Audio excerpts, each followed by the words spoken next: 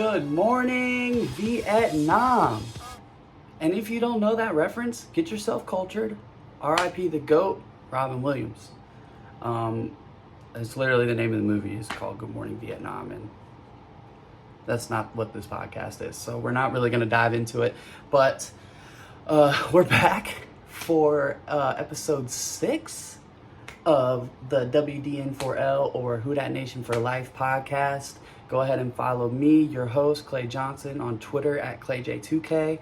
Go ahead and follow the show on Twitter at WDN4L_pod. Wow, I actually nailed that this time. First take, no ESPN.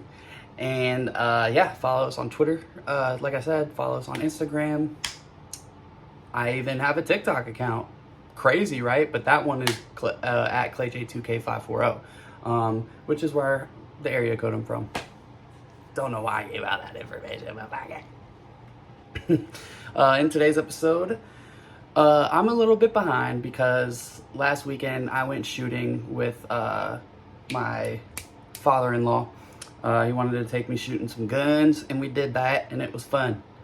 So I'm a little bit behind, and whatever, sue me. We're going to talk about the free agency additions that the Saints had. We're going to talk about what I think their draft strategy should be moving forward because of the free agency. Obviously, fuck Derek Carr. That mystery third or fourth segment, because fuck Derek Carr it's just a thing. So is it even really a segment, or is it just like fuck Derek Carr? Which, by the way, random stat that I want to say real quick. Did you know that Spencer Rattler, out of all the rookie quarterbacks that played last year, Spencer Rattler was number 2 in the league in drops from his receivers?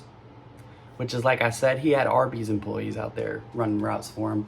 And I'm wearing my Ole Miss shirt today because Ole Miss beat UNC in the round of 64 in March Madness.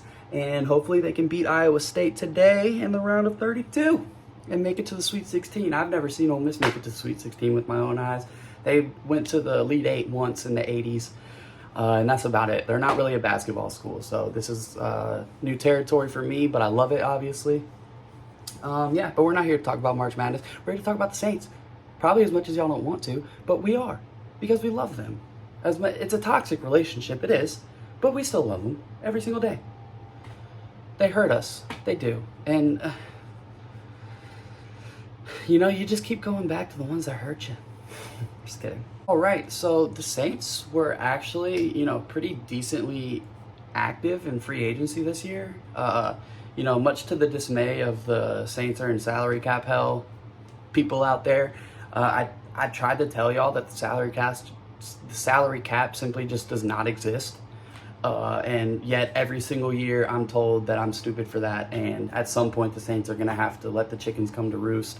I don't think so. I don't see why. Every single year we see them get out of this massive hole that they're in of negative cap space, and in fact they actually have $30 million available to them. So who knows what they want to do with it, but that's where we're at. And again, like I said, every single year I'm told that the Saints are in salary cap hell and there's no way they're going to do anything in free agency, and yet here we are.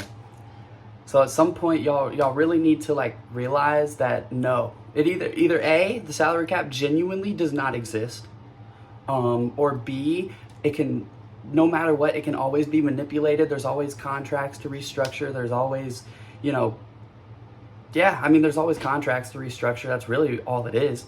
And there's always new years to push the fucking void years to and everything. It's,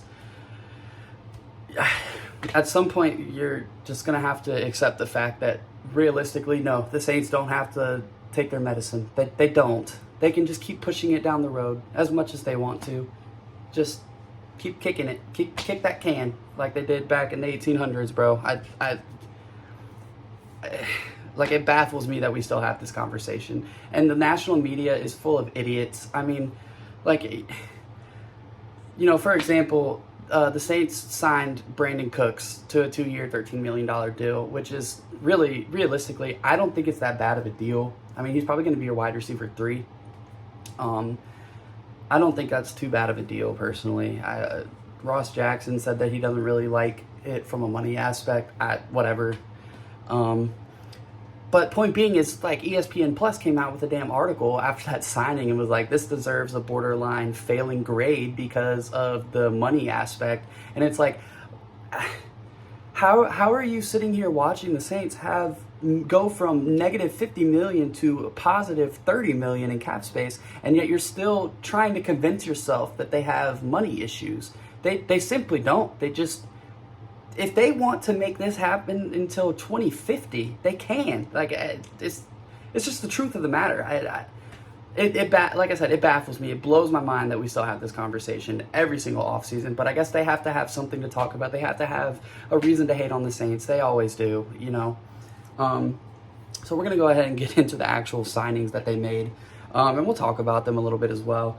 Obviously, they started it all off by trading for Davon Godchaux, if that's how you pronounce it. I love that trade. You traded next year's 7th round pick for an actual, like, positional need to be filled. This dude is going to play nose tackle. He had a 92% tackling grade, according to PFF, at least, if you believe that. So that makes him the number 2 run-stopping defensive tackle in the entire league. And you got him for a 2026 7th round pick. Yeah, that's a great trade. Like, go ahead, Brandon Staley. Go ahead, Kellen Moore. Good shit. That was great. So, yeah, Davon Godchaux. And he immediately restructured his contract. I mean, immediately bought in. They re-signed Dante Pettis. He's probably not going to play receiver for you. He's probably more of a returner. You know, I saw Chris Rosevoglu of the Straight Up Saints podcast talk about, you know, is Rashid Shaheed about to transition into actually just being a wide receiver too? It's definitely possible. You see it happen all the time. Players graduate from being too important to be a returner, you know, and Rashid Shaheed has shown that he can kind of be like Tyreek Hill, at least at Shaheed's peak. I don't know if he'll ever get to Tyreek's peak. Damn, Tyreek, Shaheed, peak. No, I guess Shaheed doesn't rhyme with it, but Tyreek and peak, that's funny. I don't know if he'll ever get to that, but point being is he damn near is just as explosive. He's obviously just as fast. So I get it. You re-sign Dante Pettis and you bring in Velus Jones Jr. Both can be aspects in the return game. Velus Jones was listed as a running back, so that's what the Saints clearly view him as. And according to the Locked On Saints podcast, during the preseason for the Bears, Velus Jones actually averaged north of like 4 yards per carry. He knows what he's doing as a running back. And he said he models his game after Percy Harvin. So great. If that's the case, then let him focus on running back. We're not doing jet sweeps. We're not doing wide receiver screens. No, let him come out of the fucking backfield. And be a receiving aspect out of the backfield instead of a rushing aspect from out wide. Let him actually focus on running back, and I think that's what the Saints are doing. Anyway, brought back Dante Pettis. I don't mind it. I don't. He was a decent returner, and you know he showed that he can actually make some reliable catches for you when it came down to it. I mean, shit, I'd honestly rather have him than Kevin Austin Jr. So yeah. They brought TikTok boy back for 3 years, 30 mil, aka Juwan Johnson. I know I said that I'm over Juwan, and truly, honestly, I am. This 3 year, 30 million bullshit, like, you're paying him for what you think he can be, not what he has done for you, and I'm not a fan of that. I'm not. He has not proven that he needs $10 million a year by any means. I like the dude as a person. I do. I follow him and his wife on Instagram. They're entertaining.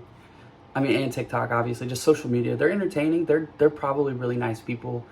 But it's just from a playing aspect. He himself even said, at some point it's gonna all click and it's gonna be scary. It's like, bro, we have been saying this and waiting for this for 3 years now, and it just hasn't happened.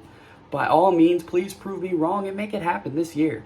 Seriously. Because I like him as a person, I do, but I'm just tired of his play on the field. And I can't tell if it's fully him or if it's the Saints just like not wanting to use him until the last 3 weeks of every single season. But I've seen him drop some passes too that Spencer put on a fucking rope. You know what I mean? So I don't know. I'm not the biggest fan of that signing. I'm not. Like, if somehow this gets to him, I don't want him to take it the wrong way. I want him to use this as motivation. And shit, prove me wrong. Go out there and be the guy that the Saints paid you to be. So yeah, Juwan Johnson, 3-year, $30 million deal. They signed another tight end, Jaxson Dart. 1-year deal. I don't want to just go as far as to say he's just a camp body. Kellen Moore likes this guy. He was on the Eagles. He's a blocking tight end, and you do need that. So, think of like Josh Hill, basically. So Cameron Jordan, well, we'll get to that. Obviously we re-signed Chase Young. Now this one I am a fucking fan of. You re-signed Chase Young for a 3-year, $51 million deal at the max value at $57 million because of incentives and whatnot. It actually was going to, and technically this is the same about Juwan Johnson, but it was actually going to cost the Saints more money to not re-sign Chase Young. So technically within his last contract that he signed with the Saints, it was already built in for him to come back, and he did. He said he loves New Orleans. He said his family loves New Orleans. He clearly sees something in this team. We were willing to take a chance on him last year, and being top 10 in the league in pressures, I think he was 7th. I'm not the biggest fan of pressures all the time, because, like, for example, when you run into the Jaden Daniels, pressures really don't mean anything. They just roll out and still complete a pass. But you do force them to get out of the pocket with it. And then, on the other hand, there are the pressures that make a quarterback panic and throw a pass they shouldn't have thrown, or just panic and take a sack when they shouldn't have, like Derek Carr. So the reason I'm a big fan of bringing Chase Young back, though, is because I think in this Brandon Staley defense, you're going to see his sacks go up. He actually produced a lot better when he didn't have his hand in the dirt. He didn't do the 3-point stance, and he actually produced better when he was just standing up as a pass rusher. And that's what he's going to be. He's going to be an outside linebacker. He's going to be a pass rusher in this defense. And whether it's a 3-man front with him being one of the linebackers, or whether it's a 5-man front, point being is it's going to open him up more. Especially if he sends him blitz, and the way he can run stunts. I like it. Plus, like, this deal only puts him at like 16th or something in pass rushing contracts. So yeah, again, top 10 in the league in pressures. He deserves that kind of money. And again, it actually saved the Saints money in the long run anyway. So I'm a fan of that deal. I am. And Chase Young is already your built-in heir apparent to Cam Jordan now. And I love that. This dude was a number 2 overall pick at one point. You gotta assume he's gonna show you why that was. And he kind of sort of showed flashes of that last year. Plus, think about it like this, dude. He was coming off of an injury last year. He himself said for 3 entire months, maybe it was 2, he couldn't do anything. He had to sit on the couch and just sit there. And then just jump into training camp. You know what I mean? Like, it matters to players. The shit like that matters. He's finally going to have a fully healthy offseason where he can do some preliminary training before going into training camp. I think you're going to see his sacks reached. Plus, he hit 5.5. I think. I really do think you might see his sacks go into double digits this year. So maybe that's my bold prediction. But I like the deal. I like Chase Young coming back. Plus, again, 3-year deal. It's not like it's a 1-year deal where you're going to be right back where you were this offseason trying to sign him again. It's a 3-year deal. He is locked into the Saints for 3 years. Unless you trade him or something. But, you know. They brought back my boy Isaac Yiadom. My wife's uncle actually went to middle school with Isaac Yiadom because he's from Alexandria in Virginia, we live in Virginia. Anyway, I like bringing him back because when he was on the Saints, I want to say he was top 10. I know I keep saying top 10, but it's facts. You can look it up. He was top 10 in the league in pass deflections when he had to start 2 years ago for the Saints while Marshawn Lattimore was hurt. In fact, Paulson Adebo and Marshawn Lattimore were hurt at the same time at one point, and him and Alontae Taylor were your outside starting corners. And again, both of them were top 10, if not top 5 in the league in pass deflections. If anything, he's a great special teams player and a great depth piece that can start for you in a pinch. I don't think he will because you have Alontae, Kool-Aid, probably going to draft a corner. But as a fourth corner, as a special teams player, as someone that can start for you in a pinch, I love bringing him back. Plus, he enjoyed his time here, and he's from Virginia. Now, we're going to get into the big one, the best signing of this free agency class, Justin Reed, the safety formerly of the Chiefs. The Saints brought him in on a 3-year, $9 million deal. Sorry, excuse me, I was reading, that would be fucking great. I was reading the items. Justin Reed signed a $31.5 million deal, which makes a lot more sense, and 22.5 of it is fully guaranteed. Worth every penny. He is going to heir apparent to Tyrann Mathieu whenever he's done. B, bring a run-stopping aspect to the safety room that they just simply did not have. Now, I liked Will Harris. He ended up signing with the Commanders, right up the fucking way from me. Shout out Commanders fans. And Will Harris was cool, absolutely cool at setting the tone, bringing the boomstick, all that. He would get exposed in coverage every now and then. I don't think Justin Reed has as much of a liability in that sense. But Justin Reed is from Louisiana, and he wanted to play for the Saints. He said that it's every Louisiana kid's dream growing up to play for the Saints, and I'm absolutely, I can believe that. So it's really cool that he got to come, and now he's going to be a starting safety for his hometown team. And like I said, he's going to bring just a completely new aspect to that back end of the defense. Him and Tyrann Mathieu back there, I feel so much better about the secondary, having 2 veteran leaders finally. And just not to mention hopefully you think lockdown coverage, if we can draft another corner, if we can draft another safety. I know we have Jordan Howden already. He's a great depth piece. He should not be starting. If you don't draft a safety, whatever, Jordan Howden can come in and play.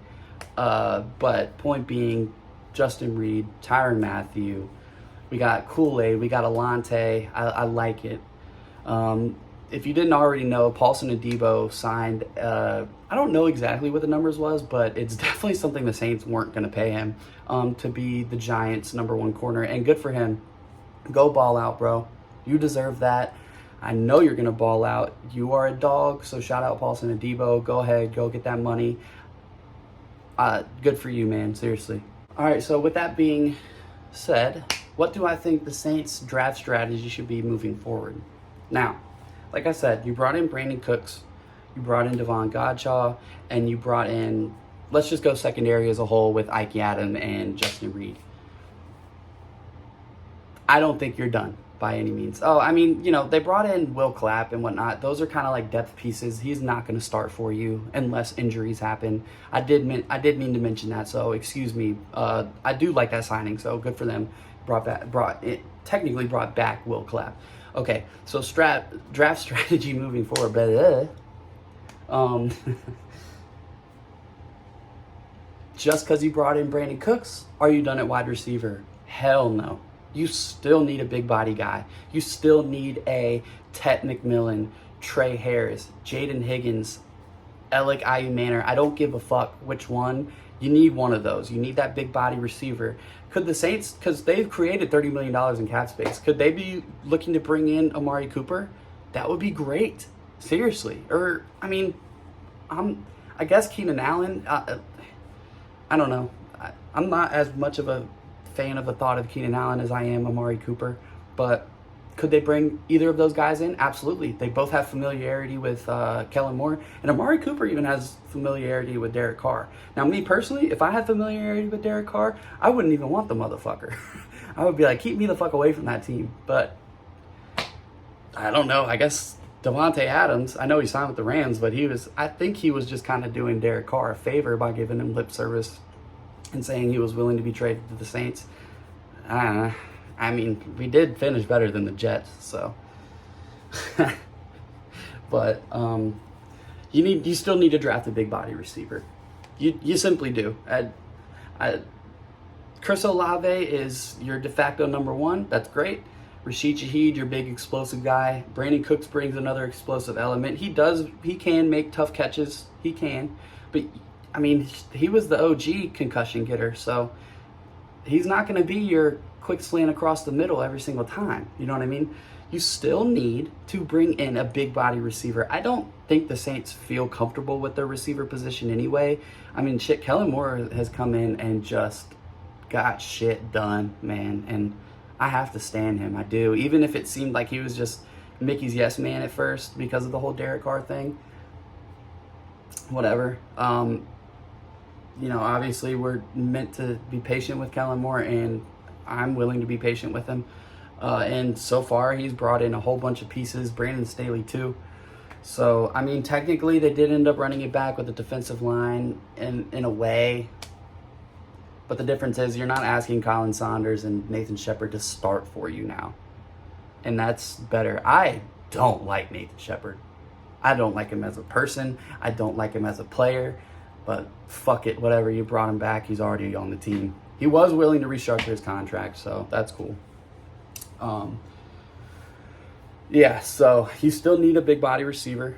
Like I said, you could probably get, if Tet McMillan falls to 9, sure, make that pick. If you roll around to pick 40 and you see Trey Harris there, sure. Or if you feel like you can wait and get Jaden Higgins, absolutely. Or at 40, Alec Ayumanor out of Stanford, whatever. Point being is you still need that big body receiver to make the tough catches across the middle and win you some jump balls in the red zone. You're not throwing a fade route to Chris Olave. You're not throwing a fade route to Rashid Shaheed. You're not throwing a fade route to Brandon Cooks. You can to Juwan Johnson, but he has proven that he might drop it. So, still need that big body receiver. Now moving on to the D-line, because I did just talk about like Colin Saunders and Nathan Shepard coming back. You traded for Devon Godchow. That's great. It is. You got Brian Brzee. You got, technically Carl Granderson, but he'll probably move to outside linebacker now. You got Chase Young. You got Cam Jordan. You still need defensive linemen. You still need it. You could probably use a legit pass rusher that you can mold and see where their potential goes, like a James Pierce Jr. I've heard locker room concerns. I don't know.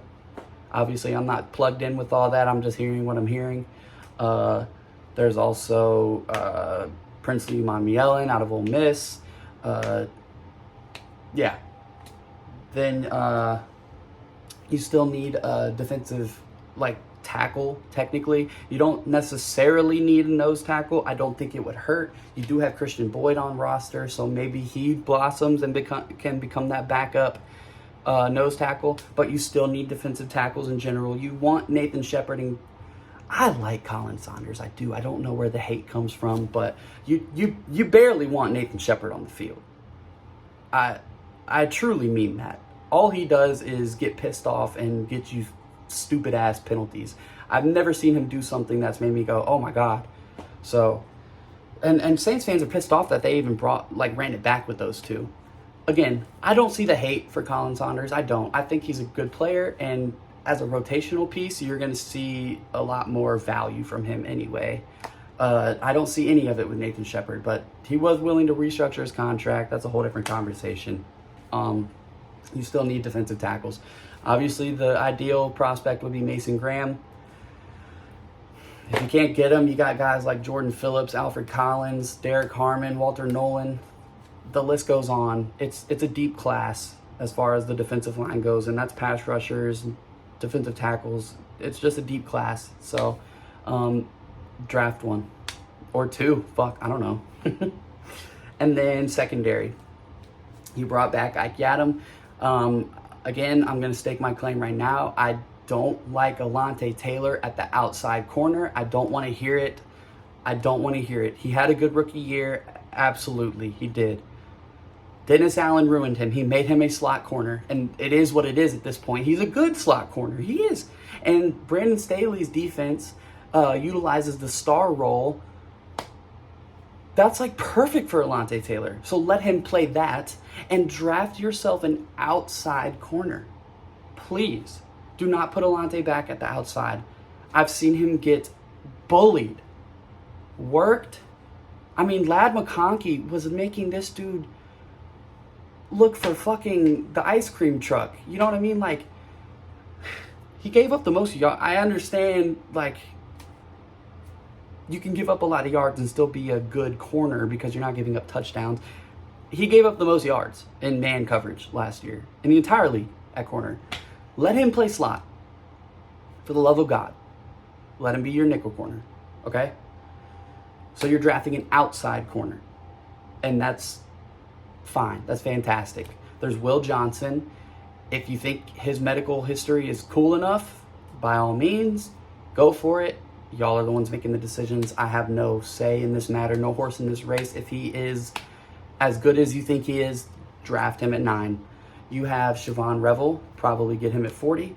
There's later guys. You could probably get Maxwell Hairston. I like him a lot, and it's not just because of his 40. He barely even got targeted last year, and that's a sign of a great corner. Same with Siobhan Revel. You probably get Hairston at 40.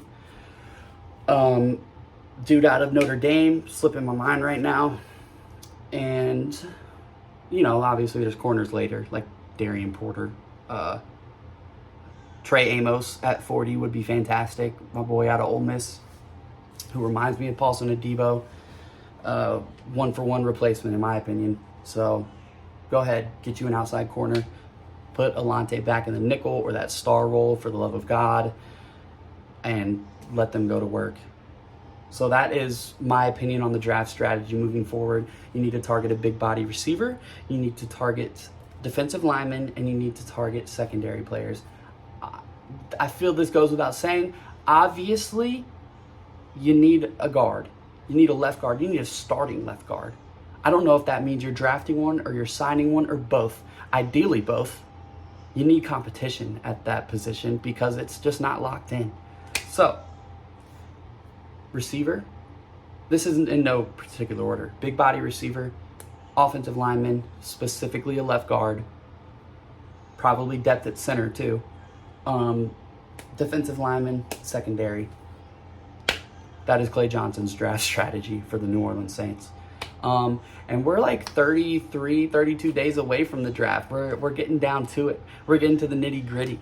And I love that. Speaking of the draft, we're just going to go ahead and roll into this next segment. So, does my boy Jaxson Dart actually make sense for the Saints at pick number 9? So, Mel Kiper recently put out his mock draft 3.0, in which he had Dart going to the Saints at 9. If that's too rich for your blood, I get it, sure. but it might not be for Kellen Moore. Kellen Moore might feel like that is his guy because his pro comparison is Jalen Hurts. If you feel he is actually in the mold of Jalen Hurts, then go get your guy. Because realistically, at the end of the day, if it works out for you, no one's going to give a fuck that you drafted him in 9. In the moment, I'm sure they are. I've seen so much hate on him on Twitter. So much. Like, let's get over it. I also heard Ralph Marlboro on the fucking Saints Happy Hour podcast talk shit about Jaxson Dart, saying that he's the reason Ole Miss didn't make the playoffs. Respectfully, shut the fuck up. You clearly did not watch the Ole Miss games. Yes, Jaxson had some, blips here and there with throwing picks. Everybody wants to talk about the Florida game, but no one wants to talk about the fact that Lane Kiffin would not take points when they were there to be taken. He always wants to go for it on 4th down. He acted like he was playing as the underdog, when in reality, Ole Miss was better than over half the teams they played this year, except for maybe Georgia. He didn't play that or coach that way. He acted like he had to go for it on 4th down and catch these teams off guard. And it's just, it didn't need to be that way. And it forced Jaxson Dart to have to play hero ball a lot. And that goes for the Florida game. The one pick, I totally get it. It is completely inexcusable. It was the wrong read. It was a terrible throw. I get that. I do. It happens. Jaxson Dart has shown to improve every single year as far as taking care of the ball. His decisions, his passing yards have gone up every year. His touchdowns have gone up every year. He's a very efficient runner. He's like Jalen Hurts. If you feel he is a quality pick for you at 9, because he is shooting up the boards, whether you guys want to hate on him or not, he is shooting up the boards. And if you feel that that is a quality pick for you at 9, if Kellen Moore feels that that's his guy, by all means, you do it.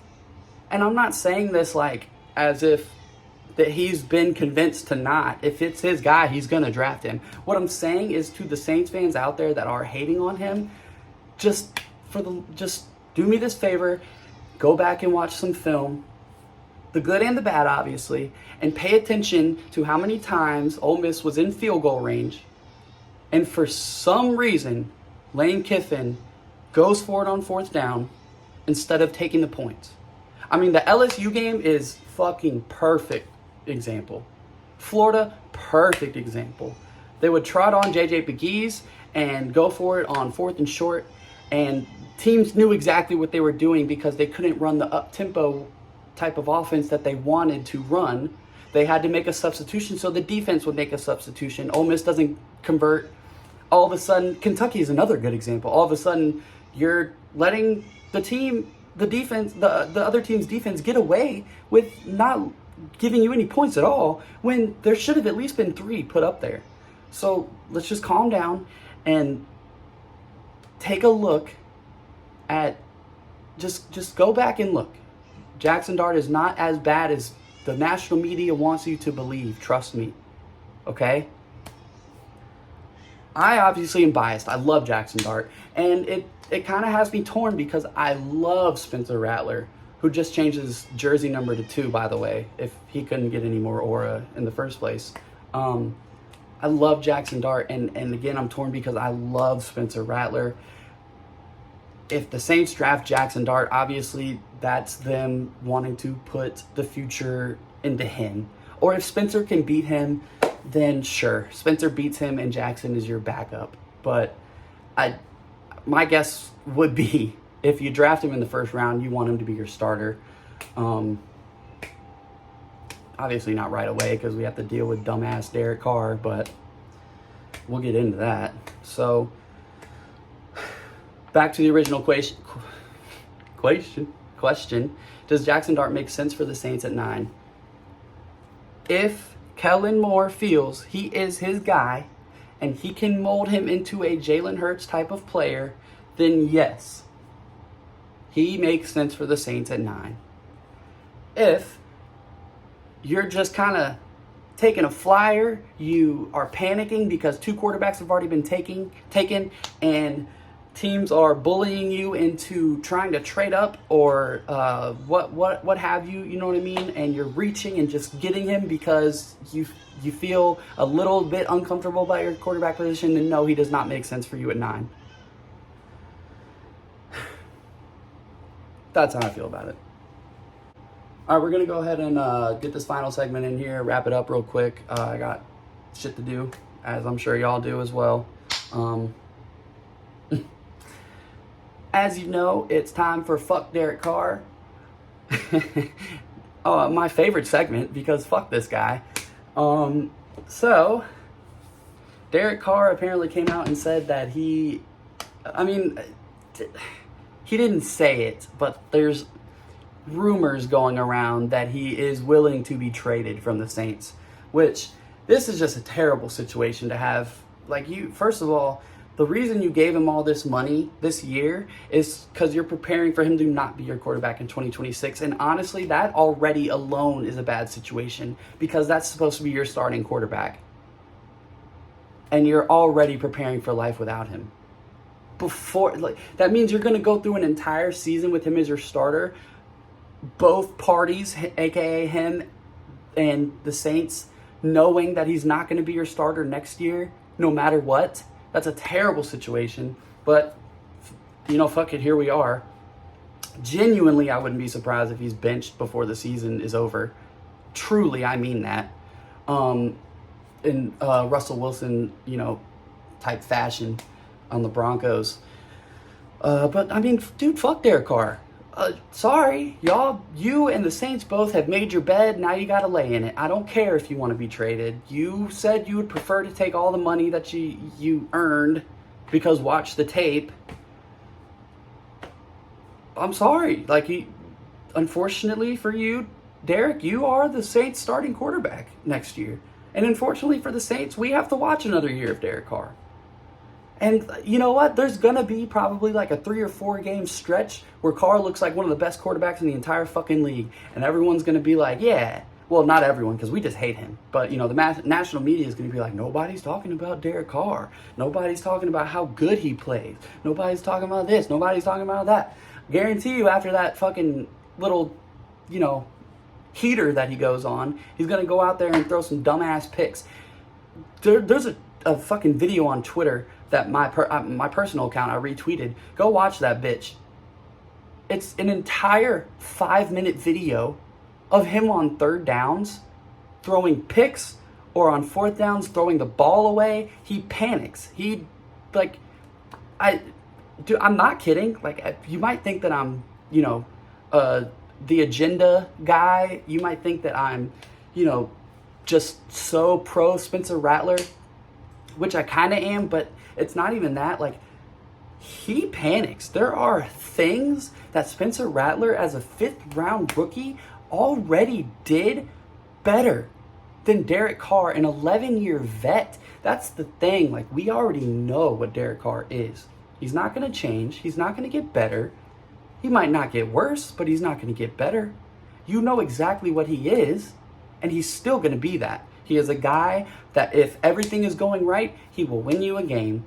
He is a guy that if anything at all goes wrong, he freaks out. He panics. He chucks the ball 30 yards out of bounds and blames it on Chris Olave for running the wrong route. Fuck you, dude. Just throw the ball anyway. And why are you putting your receiver under the bus like that? Are you serious? Who the fuck does that? I don't blame Chris Olave for not liking this guy. I truly don't. Plus, Derek Carr looks like he prefers Rashid Shaheed anyway, because all he can do is throw a deep ball. That's all he can do.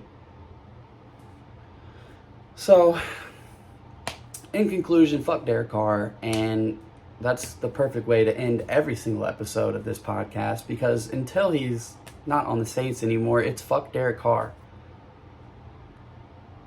Anyway, I will catch y'all next time. Let's hope that Ole Miss beats Iowa State and moves on to the Sweet 16. That would be great. And, let's hope that we wake up one day and, I don't know, Derek Carr decides he wants to hold out because he doesn't want to be on the Saints or something. Whatever. I get it. We're already paying him money. if you just fuck it, fuck it. Fuck Derek Carr. I'll catch y'all next time.